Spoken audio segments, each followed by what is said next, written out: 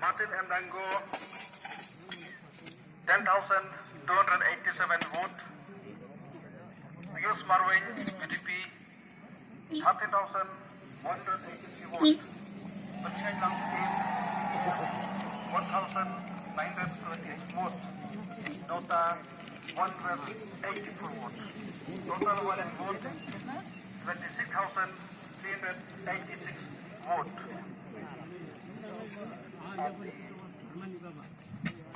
Number of votes rejected, 5. Total vote counted, postal ballot paper 118.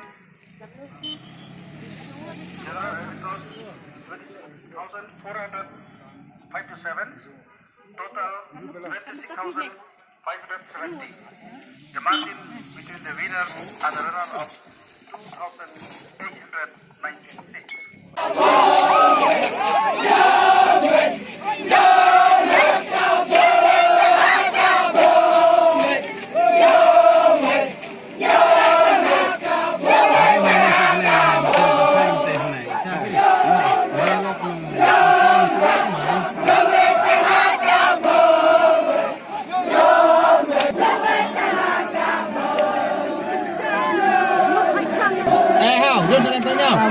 Chat belum baik meh. Kalau lem belum kan? Kalau mesti.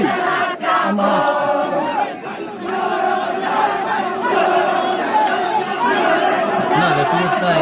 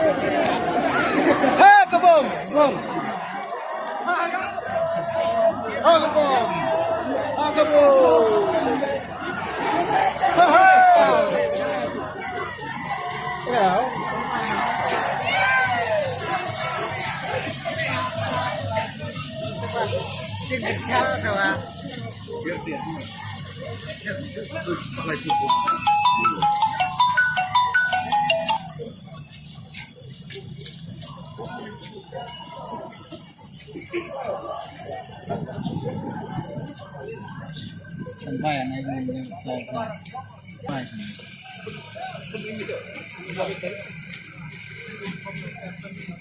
If you like my channel, please tell to your friend. If you don't like, please tell me so that I can make it the best. Thank you for watching.